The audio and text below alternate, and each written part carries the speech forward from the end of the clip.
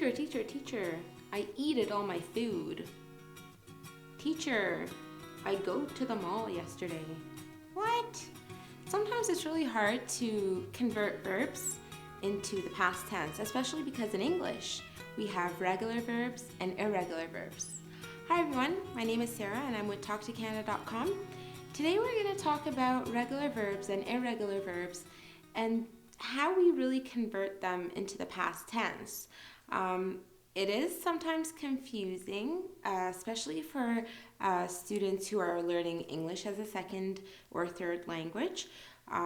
So converting regular verbs is usually a little bit easier than everything else, but we'll go through them today and you'll see what I mean. So we'll go through some of the regular verbs that we always use. The rule here is to add ed to the end of the verb. That's very important, and that's basically all you have to do for regular verbs. If you want to say that you did something yesterday, or like maybe I walked outside. So, teacher, yesterday I walked outside beside my house. Walked. We just add an ed at the end. So here we have cook. So that would be cooked. Oopsies.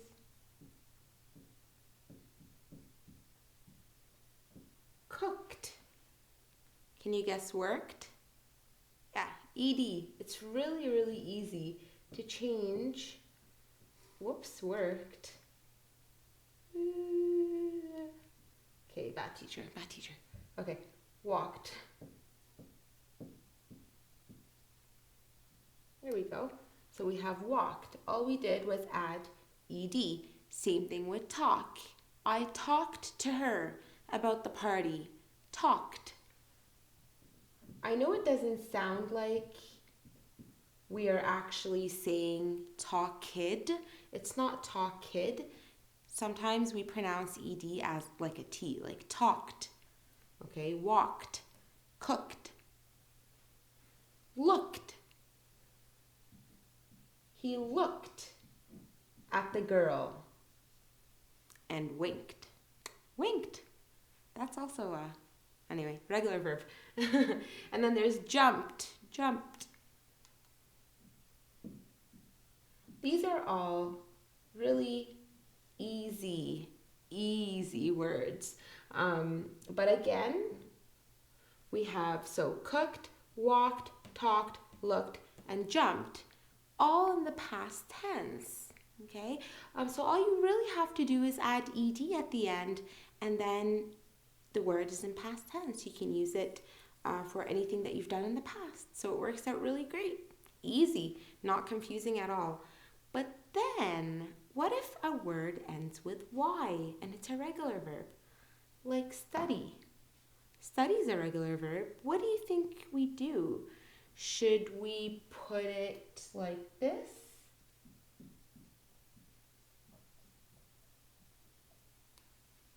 Uh-oh. No. That's not what we do with words that end with y. We actually have to move the y and put ied instead when we want to make it into past tense.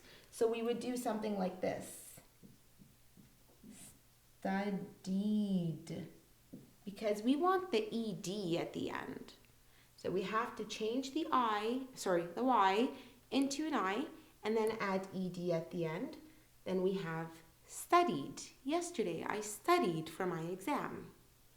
So if it ends with a y and it's a regular verb, it becomes ied in most cases. So just keep that in mind. This is really simple. You don't need to think too hard about it. Practice. Then we get to the hard part. So don't hate me. Please don't hate me, because we're going to talk about irregular verbs. They're not too hard, but there are no rules for irregular verbs. What? No rules? What kind of language is this? But yeah, in English, we don't have any rules for irregular verbs. We have to practice. All you have to do with irregular verbs is practice, because each verb, each irregular verb converts differently when we try and make it into a past tense verb. So as an example, do you think you would say, I thinked about it yesterday? No, I thought about it. Okay, so it changes entirely, like the spelling and how we say it, everything about it changes. So we have thought. Oh my God, look at the difference. Like everything after this is gone. And we added new letters. Teacher, what are you doing to us? You're confusing us. But this is the truth. You have to practice all your irregular verbs to get better. Write. So we have, in the past tense, write would be wrote. I wrote a letter to my friend. Wrote. Okay? So again, this is not a rule, okay? So be careful. If you see another irregular verb that has something like ite at the end, you don't automatically convert it to ote. It's not a rule. This just applies to the verb write because these are irregular verbs. Be careful. Then we have read. What do you think? How do you think we change read into past tense? It becomes into red, but not red, the color. That's the color red, okay? That's not right, but we say it that way. It's actually the same exact spelling as read. So this is read now, presently, okay? And this is read in the past. So how do you know which one to use? It depends on the context. If you're talking about the past, you will say read. And if you're talking about now or the future, you will say read. So I will read a book tomorrow, or he is reading. Oh, that's not, well, anyhow, that's progressive, but don't worry about that. I'm confusing you. Okay, read now. Read in the past. He read his book yesterday. Last night I read something really interesting. Okay? Spelt the same way, said differently, pronounced differently. Depends on the context.